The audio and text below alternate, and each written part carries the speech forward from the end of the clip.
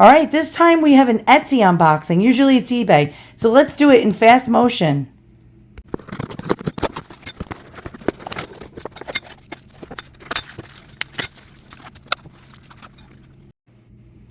All right, so just a little nag. I'll start off with a nag. I'm getting a lot of nasty comments from religious people saying that it's a sin for me to have these.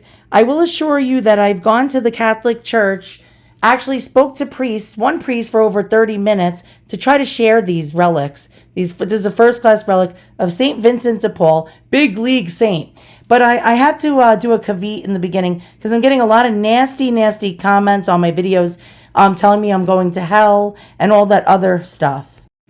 So I've been actually contacting my local Catholic parishes, I have over 50-something first-class relics in my collection, offering them for veneration, for special feast days and healings of the sick.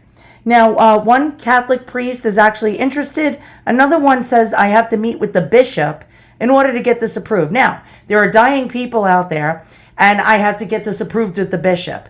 These are real relics, even though they don't come with the documentation. They come with the wax seal, as you can see here from the Postular General. These are sealed. There's no shenanigans going on. And this is really sad. I'm getting a lot of nasty remarks from people saying I shouldn't have these. Well, there is a loophole. You can buy relics. You're not buying the relic. You're getting the theca. You're paying for the theca that holds the relic or the reliquary that holds the relic. And the loophole is you get the first or second class relic for free, not going to hell. So please, if you write, I know I sound nasty, but I'm getting tired of the countless remarks I'm getting. You will be banned. You will be deleted. That means you're not paying attention to my video. And it's just unbelievable how many people will cast judgment on you over religion. It's really sad.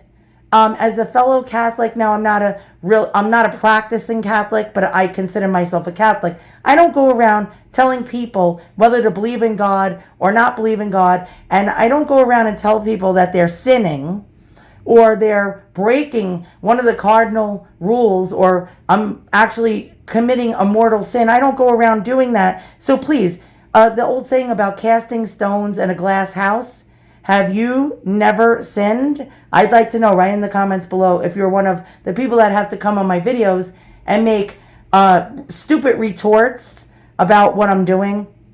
Have you never sinned in your life? I bet you have.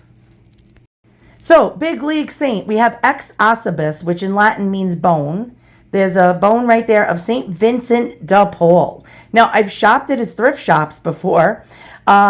And I really never thought about it. Like you always hear the word St. Vincent de Paul. Even non-Catholics, non-religious people, non-Christians have heard most likely of St. Vincent de Paul if you live in America because of the series of thrift shops that are all around called St. Vincent de Paul. Now I found quite a bit of really great stuff in the Long Island St. Vincent de Paul. Well, I'm not even going to tell you where. I don't need my secrets divulged where I find a lot of great antiques and stuff. But yeah, I found a lot of cool stuff in St. Vincent de Paul's. And yeah, so like this saint is really interesting, but I know nothing about him. What do you know about him? You probably know more than I do. So let's go ahead and find a video about St. Vincent de Paul to explain to us all what he's about, whether you're religious or not. And let's place this in a beautiful reliquary because all your relics, if you have first or second class relics, deserve and need to be placed into something called a reliquary to keep them protected from harm and dust and climate. If you get any moisture in these, I will assure you that these will be damaged and destroyed within 10 to 50 years. You will see the glue come loose, holding the relics in there. The papers get actually dislodged from inside the theca. And I see a lot of relics come my way that were never cared for. So let's care for this relic and we'll find out more about St. Vincent de Paul and I will stop nagging. I'm so sorry. I'm really not a nasty person, guys. I just don't like it when people tell me, you should do this, you should do that, you're doing this wrong, you're doing that. As about some of you who are like that, focus on your own self. And I'll focus on me. And that's why I'm getting defensive right now.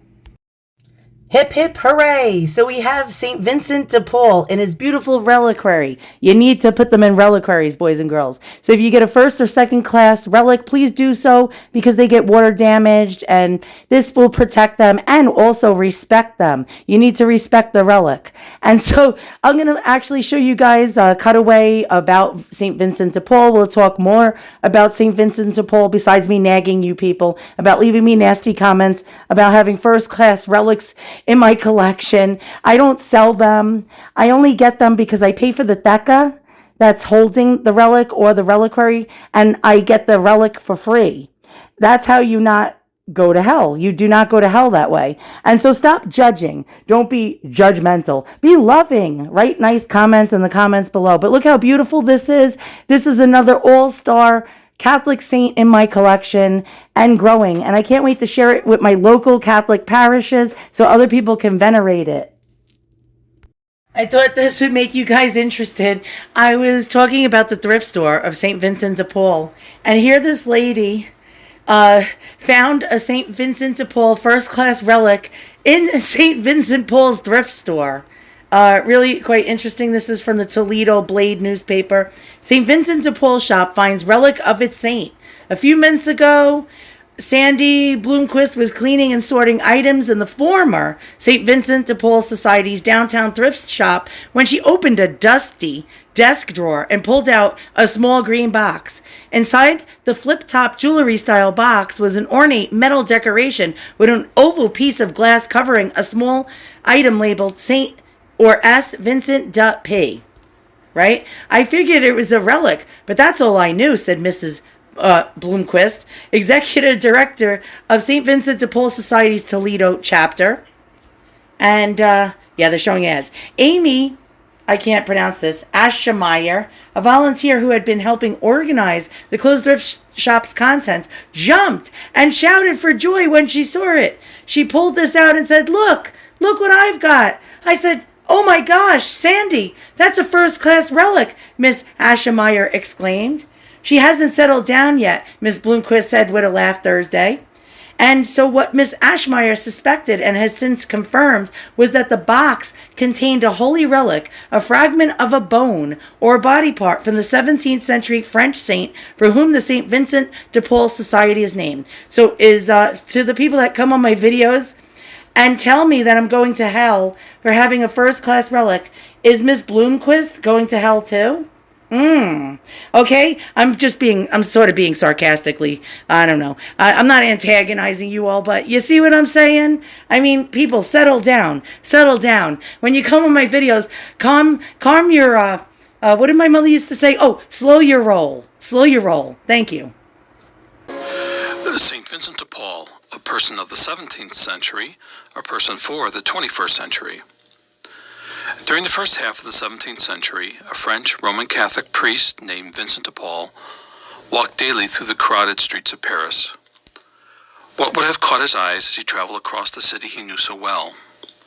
He certainly could have focused his attention on the countless churches, palaces, monuments, and other fabulous sights for which Paris was so rightly renowned.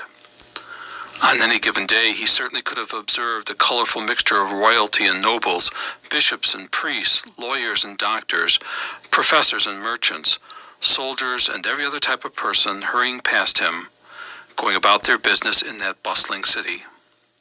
However, Vincent de Paul really didn't pay much attention to these sights, or even to these people. Rather, he was always on the lookout for very different sights. His keen eyesight unfailingly found what he was looking for: countless poor people who were more likely than not forgotten, marginalized, and even despised and feared by the world that surrounded them. As Vincent de Paul walked through these streets, everywhere he looked he saw homeless people and beseeching beggars. He saw hungry people. He saw children and elderly men and women who were neglected. He saw sick people without health care. He saw refugees from warfare. He saw people who were spiritually abandoned and without hope. In these people, he found those whom he had been looking for, his brothers and sisters in Christ. Vincent de Paul was profoundly dissatisfied with what he saw, because he knew it was at odds with his ideal vision of the good news of the kingdom of God, as proclaimed by Jesus Christ to the poor. a place where each human being, created in the image and likeness of God, possessed an inestimable dignity and value as a person. He turned his sense of frustration and dissatisfaction into an urgent, faith-filled desire to do as much good as he could, as well as he could, to reach out to improve the lives of the people whose gazes he returned so intently and whose suffering moved him so personally. As a person, Vincent de Paul can be described in many ways. He was innovative and pragmatic, honest and approachable, realistic and visionary. He was opportunistic and a risk-taker. He was values-driven. He was hard-working. He was very intelligent and yet blessed with common sense. He was a master of detail and could design complex systems, but never at the expense of his own or others' humanity. His communication style was simple, straightforward, unerringly to the point, and powerfully persuasive. He was also prayerful and contemplative. He felt equally comfortable in the presence of the Queen or in the presence of a beggar. In the end, his road to sanctity can be explained by his heartfelt desire to model his life of service on the example of Jesus Christ, the evangelizer of the poor and the source and model of all charity. Always depending on God's grace and the guidance of divine providence, Vincent also instinctively looked around to see who was willing to join him with the strength of their arms and the sweat of their brows in this important mission. He never had to look far to find men and women like St. Louise de Marillac, a noblewoman, widow, and mother, who joined with him as an indefatigable friend and indispensable collaborator. The men and women who flocked to Vincent's side were organized into groups, such as the Congregation of the Mission, founded in 1625, the Company of the Daughters of Charity, founded in 1633, the Ladies of Charity, and the Confraternities of Charity. What all these groups had in common, and still have in common, almost 400 years later, is a shared mission to serve people in need and transform the world for the better by doing good and doing it well. The 21st century world that surrounds us is changing with a rapidity that is unprecedented in human history, and that at times can leave us breathless in our attempts to keep pace. In this sense, our 21st century world is very different from the 17th century world of Vincent de Paul. However, as we walk down the streets of our cities, or any city in the United States, or any place in the world, we can see people in need. We can recognize the causes and solutions for contemporary injustice and poverty. We may be Christian, Jewish, Muslim, Hindu, Buddhist, or even a non-believer, but can't we, shouldn't we, respond on the basis of our shared humanity in the same way as he did to what we can see? When St. Vincent de Paul died in Paris on September 27, 1660, he left behind only a few meager personal possessions. Among these objects were his bachelor's degree from the University of Toulouse and his graduate degree from the University of Paris. From among the many things that he could have saved, his careful preservation of these two diplomas testifies to the value that he placed on his own education and his realization of how it had given direction and meaning to his life. Okay, because it's a touchy subject, the video that I just showed you guys, that I shared with you guys, is not telling you that he was a slave. Now, a lot of people, when they think of slaves, they get an idea in their head of who certain slaves are. But that's why I think they're not talking about it or telling you the history, that even he became a slave. He was abducted into slavery. That's right. So Vincent wrote a letter in July 1607, and he described his experience of abduction and slavery. In 1605, Vincent sailed from Marseille. On his way back to, I'm not sure if they know for sure, from Castries, where he had gone to sell property he inherited from a wealthy patron in Toulouse. He was taken captive by Barbary pirates who took him to Tunis, which is in Africa. De Paul was auctioned off as a slave and spent 2 years in bondage. And his first master was a fisherman, but Vincent was unsuitable for this line of work due to the fact that he had seasickness and was soon sold. His next master was a spagirical physician, alchemist, and inventor. He became fascinated by his art and was taught how to prepare and administer his master's remedies. The fame of Vincent's master became so great that it attracted the attention of men who summoned him to Istanbul. During the passage, the old man died, and Vincent was once again sold. His new master was a former Catholic priest and Franciscan from Nice, Guillaume Gaudier. Gaudier had converted to Islam in order not to become a slave himself, and was living in the mountains with 3 wives. The second wife, a Muslim by birth, was drawn to and visited Vincent in the fields to question him about his faith. She became convinced that his faith was true and admonished her husband for renouncing his Christianity. Her husband became remorseful and decided to escape back to France with his slave, who was Vincent.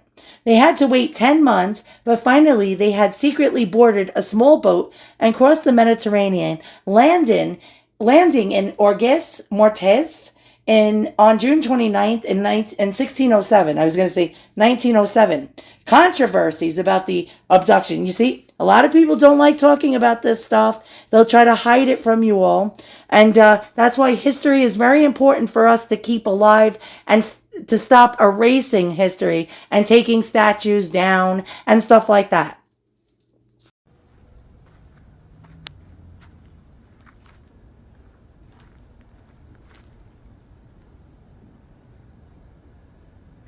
I just showed you November roses. Yes, it's a miracle. Okay, so we found out about St. Vincent de Paul. Quite interesting. We also found out, do not comment nasty remarks under my videos because I'm not having it. And to be kind to others. Charity, boys and girls. Charity. Go shopping at St. Vincent de Paul's. Maybe that's my next goal. I'd like to go shopping there again. And and contribute to society by buying things. And really fun. I love shopping. But so we've learned about St. Vincent de Paul. He was a slave, boys and girls, a slave. And so you might be like, what?